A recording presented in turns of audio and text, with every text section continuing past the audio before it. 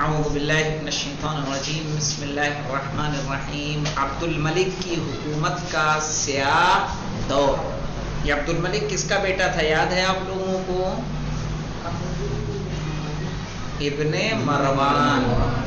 ہاں بھول جاتے ہیں آپ لوگ مولانا، عبد الملک ابن مروان، جس کے حوالے سے ہماری گفتگو پہلے تفصیل سے ہوئی۔ کہہ رہے ہیں سیاہ دور، کیا کریں؟ حضرت امام سجاد علیہ السلام کی امامت کا دور تاریخ اسلام کی ایک سب سے زیادہ سیاہ حکومت کے دور سے مصادف تھا۔ مصادف کس کو کہتے ہیں؟ جو ایک ساتھ ہو، سمجھ رہے؟ تصادف کہتے ہیں جب کوئی چیزیں ایک ساتھ ہوتی ہیں۔ تو امام زین العابدین علیہ السلام کا دور، عبد الملک کا دور کیا ہے؟ دونوں ساتھ ساتھ۔ اگرچہ حضرت سے پہلے بھی اسلامی حکومت انحراف کا شکار ہو کر ایک ظالم اور خود غرض حکومت میں تبدیل ہو چکی تھی، لیکن امام سجاد علیہ السلام کا زمانہ دوسرے زمانوں سے اس بات میں مختلف تھا کہ اس زمانے میں حکومت کے اعلیٰ عہدیدار افراد کھلم کھلا بغیر کسی قسم کی پردہ پوشی کے مقدسات اسلامی کی توہین کرتے تھے، صحیح، اور کھلے عام اسلامی قوانین کو روند دیتے تھے، اور کسی شخص میں بھی معمولی سا اعتراض کرنے کی جرأت نہ تھی۔ حضرت امام سجاد علیہ السلام کی امامت کا بیشتر حصہ عبد الملک بن مروان کی خلافت کے دور میں گزرا، جس کی مدت 21 سال تھی۔ کہا جاتا تھا عبد الملک ایک خردمند، ہوشیار، خردمند یعنی عقل والا، ہوشیار، عالم، فاضل، ادیب، جابر، ظالم، بہت زیادہ روبدار، غیر معمولی سیاستبار اور خوش تدبیر شخص تھا۔ ایک نمبر کا حاشیہ کس کا ہے؟ یہ الفخری ابن طقطقہ، دار صادر بیروت، دار الصادر بیروت 1386 صفحہ 122 و 124 میں یہ بات کہی جا رہی ہے کہ جو عبد الملک بن مروان تھا وہ کیا تھا؟ 21 سال اس کی حکومت رہی، چالاک تھا، پڑھا لکھا تھا، ادیب تھا، لیکن اس کے ساتھ ساتھ ظالم بھی تھا اور رعبدار بھی تھا، سیاست میں ایک ہنر رکھتا تھا۔ خلافت ملنے سے پہلے اس کا شمار مدینے کے فقہا میں ہوتا تھا۔ خلافت ملنے سے پہلے فقہا میں شمار ہوتا تھا۔ نمبر 2 کا یہ حاشیہ دیکھتے ہیں، الفخری ابن طقطقہ، وہی، اور تاریخ الخلفاء، صحیح ہے، اس میں بھی موجود ہے۔ اب اس کے بعد کریں، اور زہد و عبادت و دینداری میں مشہور تھا۔ کس میں مولانا؟ زہد میں، عبادت میں اور دینداری میں مشہور تھا۔ اپنے اکثر اوقات کو مسجد میں عبادت کی حالت میں گزارتا تھا، یہاں تک کہ لوگ اسے مسجد کا کبوتر کہنے لگے تھے، سمجھ رہے ہیں؟ حمامت المسجد کہتے تھے اس کو۔ کیا کہتے تھے؟ حمامت المسجد۔ مسجد کا کبوتر کیسے ہمیشہ مسجد میں رہتا ہے، اسی طرح سے یہ ہمیشہ مسجد میں رہا کرتا تھا۔ آئے سمجھ میں؟ اور لیکن جیسے ہی اس کے باپ کے مرنے کی خبر ملی اور اس کو معلوم ہوا کہ حکومت، اس نے قرآن کو مخاطب کر کے کہا، جا اب تیرا کام ختم، جو مجھے چاہیے تھا وہ مل گیا۔ کہا جاتا ہے کہ اس کے باپ، وہی بات میرے خیال سے آ رہی دیکھی، کہا جاتا ہے کہ اس کے باپ مروان کے مرنے کے بعد جب خلافت اس تک پہنچی تو اس وقت قرآن پڑھنے میں مشغول تھا، لیکن اس کو خبر سنتے ہی اس نے قرآن بند کر دیا اور کہا، یہاں سے میرے اور تمہارے درمیان جدائی ہو گئی، اب مجھے تم سے کچھ لینا دینا نہیں ہے۔ ہاں، جب تک نہیں ملی تھی تب تک کیا تھا؟ ایسی عبادت کرنے والے لوگ ہیں کہ نہیں ہیں؟ لندن کا ویزا چاہیے، پتہ چلا خوب عبادت ہو رہی ہے، مل گیا چھوڑ دیا۔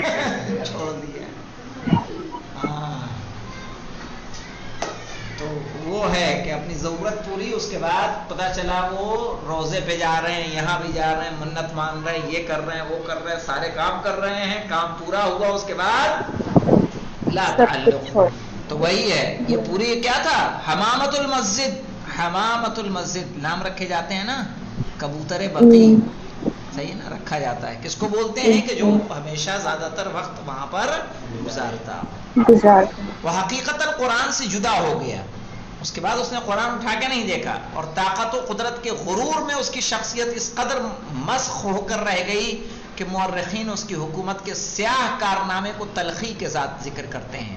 مورخین کے قول کے مطابق وہ پہلا شخص تھا جس نے خلیفہ کے سامنے لوگوں سے بات کرنے سے منع اور امر بالمعروف کرنے سے لوگوں کو روک دیا. پہلا خلیفہ تو کہہ رہا ہے کہ خلیفہ کے سامنے کوئی بات نہ کرے، امر بالمعروف کوئی نہ کرے. عبد الملک اپنی حکومت کی طولانی مدت کے دوران اس قدر ظلم و فساد کا عادی ہو گیا تھا کہ اس کے دل میں ایمان کا نور مکمل طریقے سے بجھ گیا. خود اس نے بھی ایک دن اس بات کا اعتراف کیا اور سعید بن مسیب سے اس طرح کہا، میں ایسا ہو گیا ہوں کہ مجھے اچھے کام انجام دینے سے خوشی نہیں ہوتی اور برا کام انجام دینے سے غمگین نہیں ہوتا ہوں. سعید بن مسیب نے کہا، تمہارا دل پوری طرح سے مردہ ہو چکا ہے. جب ایسا ہو جائے کہ اچھے کام کو انجام دینے سے خوشی نہ ملے اور برے کام کو انجام دینے کے بعد کسی طرح کا رنج نہ ہو تو کیا ہو گیا مولانا؟ وہ دل مردہ ہو گیا. ستمگر حکمراں دیکھی مولانا، مملکت اسلامی کے مختلف علاقوں میں عبد الملک کے نمائندے بھی اس کی پیروی کرتے ہوئے لوگوں کے ساتھ زور و زبردستی کا برتاؤ کرتے تھے. مسعودی لکھتا ہے کہ عبد الملک ایک خوخار شخص تھا اور اس کی طرف سے نصب کیے گئے حکمراں مثلا حجاج حاکم عراق، محلب حاکم خراسان اور ہشام بن اسماعیل حاکم مدینہ بھی. کیسے مولانا؟ اس کی طرف سے نصب کیے گئے حکمراں مثلا حجاج بن یوسف کہاں کا؟ حاکم عراق، محلب خراسان کا حاکم ہے، ہشام بن اسماعیل مدینہ کا حاکم بھی مدینہ. اسی کی طرح صفاق اور ظالم تھے. صفاق جانتے ہیں کس کو کہتے ہیں؟ بے دھڑک خون بہانے والا، اس کو کیا بولتے ہیں؟ صفاق. عبد الملک نے اپنے نمائندوں اور زر خرید کارندوں کی مدد سے، زر خرید کس کو بولتے ہیں؟ جن کو پیسے دے کے خریدا گیا ہو. کارندوں کی مدد سے اپنی ہوشیاری اور زیرکی کے ذریعے سے اپنے مخالفوں کو کچل دیا اور وحشت و گھٹن سے بھری ایسی حکومت قائم کی کہ جس کا رعب و دبدبہ ہر طرف تھا. اور معاویہ کے بعد وہ ایک طولانی مدت تک حکومت کرنے والا پہلا اموی خلیفہ تھا. چونکہ 21 سال کی مدت کیا ہے؟ ایک لمبی مدت ہے. عبد الملک کے بعد اس کا بیٹا ولید خلافت تک پہنچا. اگرچہ ولید آبادی اور آباد کاری سے دلچسپی رکھتا تھا. آبادی یعنی کہیں کو کسی جگہ کو آباد کرنا اور جو جگہ آباد نہ ہو اس کو آباد کیا جانا. لیکن اس نے بھی برے اور خیانتکار افراد کو حاکم و امیر بنا کر مسلمانوں کی تقدیر پر مسلط کر دیا اور ان افراد نے لوگوں پر عرصہ حیات تنگ کر دیا. عرصہ حیات کس کو کہتے ہیں؟ یعنی جو لوگ جینا مشکل کرتے ہیں آپ کا. اس زمانے میں شام کا علاقہ براہ راست ولید کے زیر نظم تھا. عراق میں حجاج، حجاز میں عثمان بن جبارہ اور مصر میں قرہ بن شریک حکومت کرتے تھے اور یہ سبھی بیداد گری میں مشہور تھے، یعنی ظلم کرنے میں مشہور تھے. گویا حکمرانوں کے اسی بیداد گری یعنی ظلم اور مسلمانوں کی مظلومیت اور بیچارگی کی طرف توجہ کرتے ہوئے امام سجاد علیہ السلام نے اپنے ایک بیان میں اس زمانے کے لوگوں کو 6 گروہوں میں تقسیم کیا ہے. حکمرانوں کو شیر اور مسلمانوں کو ان بھیڑوں سے تشبیہ دی ہے جو شیر، بھیڑیے، لومڑی، کتوں اور سوروں کے درمیان پھنس گئی ہے. یہ کیفیت کس کی تھی؟ مسلمانوں کی تھی. صحیح ہے کہ جو کس میں تھا؟ کہ جو لومڑی، بھیڑیے، کتے اور سوروں کے درمیان کیا ہو گئی ہو؟ پھنس گئی ہو. جن کے گوشت، پوشت اور ہڈیاں شیر کے ذریعے پھاڑی جا رہی ہوں. اب ایک عنوان ہمارے سامنے ہے کہ امام زین العابدین علیہ السلام نے قیام کیوں نہیں کیا، جس کی طرف ہم نے مختصر آپ کو اشارہ کیا تھا کہ امام حسین علیہ السلام نے قیام کیا، تو امام زین العابدین علیہ السلام نے قیام کیوں نہیں کیا. حضرت امام سجاد علیہ السلام کے زمانے کی سیاسی فضا کو دیکھتے ہوئے، جس کو مختصر بیان کیا گیا، اچھی طرح سے یہ بات سمجھی جا سکتی ہے کہ حضرت نے قیام کیوں نہیں کیا، کیونکہ اس شدید روب اور خوف کے ہوتے ہوئے جو سماج پر حکم فرما تھا، اور اس شدید قبضے کے ہوتے ہوئے جو بنی امیہ کی ظالم حکومت نے قائم کر رکھا تھا، ہر قسم کی تحریک اور مسلح اقدام کی شکست پہلے ہی سے معلوم تھی، اور چھوٹی سی بھی حرکت اموی حکومت کے جاسوسوں سے پوشیدہ نہ تھی۔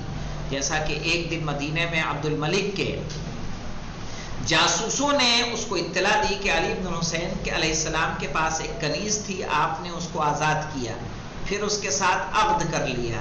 عبد الملک نے اپنے خط میں امام کو لکھا اور اس کام کو امام کے لیے نازیبہ شمار کیا، اور یہ اعتراض کیا کہ امام نے قریش ہی سے اپنے برابر اور شایع نشان افراد میں سے کسی سے رشتہ کیوں نہیں کیا، جو کنیز تھی اس سے کیوں شادی کی، ہم پلہ صحیح ہے، جو ہم نسب اس سے شادی کرنی چاہیے تھی۔ امام نے اس کے جواب میں تحریر فرمایا کہ پیغمبر اکرم سے زیادہ بزرگ اور بلند مرتبہ کوئی نہیں تھا، انہوں نے آزاد شدہ کنیز کو اپنی زوجیت میں لیا، خداوند عالم نے ہر پستی کو اسلام سے بلندی عطا کی۔ صحیح ہے، اگر کوئی کنیز ہے تو کنیز جو ہے کنیزی کی بنا پہ پست نہیں ہوگی، اگر وہ مسلمان ہے تو اسلام اس کو کیا کر دے گا، بلند کر دے گا، اور ہر لعین کو اس کے ذریعے سے کریم بنا دیا ہے، لہٰذا کوئی بھی مسلمان فرد پست نہیں ہے، اور پستی کا معیار صرف اور صرف کیا ہے، جاہلیت ہے۔ عبد الملک اپنے اس فعل کے ذریعے سے امام کو اس بات کی طرف متوجہ کرنا چاہتا تھا کہ وہ آپ کے تمام کاموں پر، یہاں تک کہ داخلی اور ذاتی امور پر بھی نظر رکھتا ہے۔ ایسے حالات میں کوئی انقلابی تحریک کیسے ممکن تھی؟ جب وہ امام کے اندرونی، یعنی امام شادی کر رہے ہیں تو اس پہ اعتراض کر رہا ہے، تو چاہے کہ اگر امام قیام کے لیے قدم بڑھاتے تو کیا وہ خاموش بیٹھتا؟ ممکن تھا؟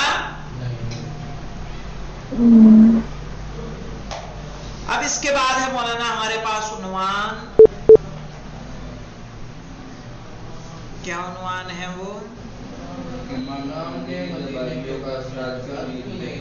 امام نے مدینے کے باغیوں کا ساتھ کیوں نہیں دیا؟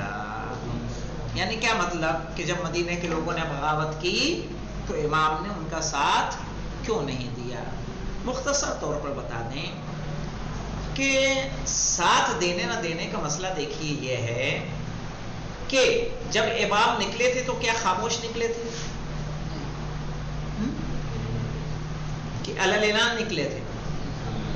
علی اعلان نکلے تھے کہ کل میں سفر کروں گا، لیکن کیا مدینے کے کسی فرد نے روکنے کی کوشش کی؟ امام نے یزید کا کردار بتایا کہ نہیں بتایا؟ لیکن ان کو امام کی باتوں پر اتنا اعتماد نہیں تھا۔ جب امام کی شہادت واقع ہو گئی اور قافلہ مدینے پلٹ کر آ گیا، تب تو انہیں بغاوت کر دینی تھی کہ نہیں کر دینی تھی؟ جی، کہ بنی امیہ نے امام کو قتل کر دیا، لیکن تب بھی انہوں نے بغاوت نہیں کی۔ بغاوت کا قدم کب اٹھا ان کا؟ کہ جب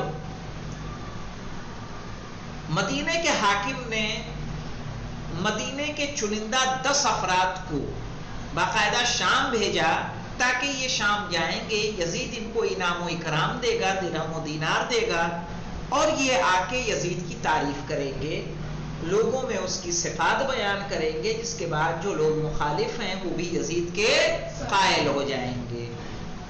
یہ لوگ گئے اور مدینے میں جو کچھ انہوں نے دیکھا بعین ہی سچ سچ آ کر پبلک میں بتا دیا لوگوں سے۔ مدینے میں کہا ہمیں خوف تھا کہ اگر ہم شام میں اور رہتے تو ہمارے اوپر آسمان سے پتھر برستا عذاب کی شکل میں، اور ہم وہیں پر کیا ہو جاتے، ہلاک ہو جاتے، میں ایسے ایسے ہم کارنامے دیکھ کر آ رہے ہیں۔ جب لوگوں کو یہ پتا چلا تو لوگ کیا ہوئے، مخالف ہو گئے۔ کیا امام کی بات کا اعتماد ان کو نہیں تھا؟ امام کہہ رہے تھے کہ یزید رجل فاسق شارب الخمر قاتل النفس المحرمہ، کہ یزید کیا ہے، شارب الخمر ہے۔ تو امام کی بات کا یقین نہ جب وہ خود دیکھ کے آئے تب جا کے علم بغاوت بلند کیا۔ علم بغاوت بلند بھی کیا تو امام کے قیادت میں نہیں کیا، امام کے پاس آئے تک نہیں کہ آپ ہماری قیادت کریں۔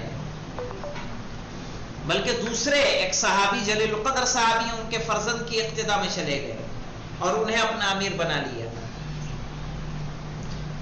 تو ظاہر ہے جب امام کے پاس آ نہیں رہے تو امام کے ساتھ دینے کا کوئی نوبت آئے گی کہ امام ان کا ساتھ دیں یا ساتھ نہ دیں یا ان کی مخالفت کریں.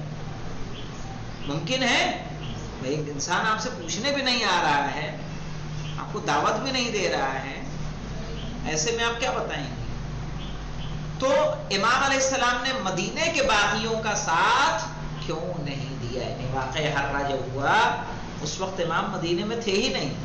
مدینے کے باہر آپ کی ایک پراپرٹی تھی جہاں آپ اپنے فیملی کے ساتھ وہاں رہ رہے تھے, اور وہیں پہ مروان بھاگا ہوا آیا, اس کی بھی فیملی کو آپ نے پناہ دی. حسین بن نمیر آیا, اس کو بھی پناہ دی امام سمراد علیہ السلام نے. یہاں تک کہ حسین بن نمیر کہتا ہے کہ شاید آپ نے مجھے پہچانا نہیں جو آپ ہمارے ساتھ نیکی کر رہے ہیں. لیکن اہل بیت کا کردار ہے کہ ان کے در پہ اگر کوئی آتا ہے تو پھر یہ نہیں دیکھتے کہ یہ کون ہے, بلکہ وہ اپنا فرض نبھاتے ہیں. ہم لوگ جو عام طور پر کرتے ہیں, ہمارے سماج کا اور ہماری جو عادات ہوتی ہیں وہ اس طرح کی ہوتی ہیں. انہوں نے نہیں کیا تو ہم کیوں کریں؟ جو کہ سیرت اہل بیت کیا ہے, ان کا سلوک ان کے ساتھ, ہمارا سلوک ہمارے ساتھ.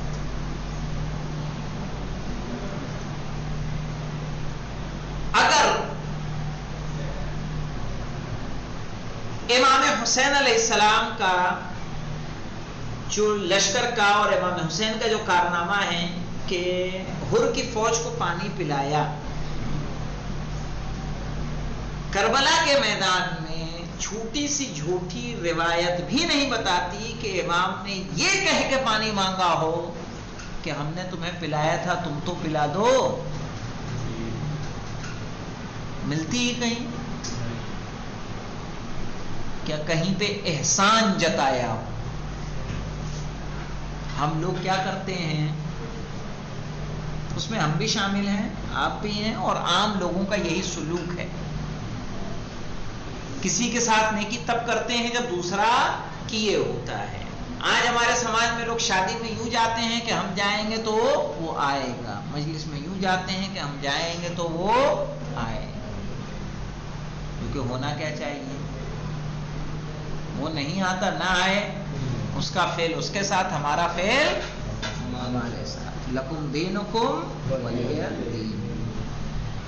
بھائی ہم نیکی کریں گے ثواب ہمیں ملے گا, ہم مجلسوں سے دوری اختیار کریں گے, ہم مدد سے اگر اپنا ہاتھ کھینچ لیں گے تو ظاہر ہے ثواب سے کون محروم رہے گا؟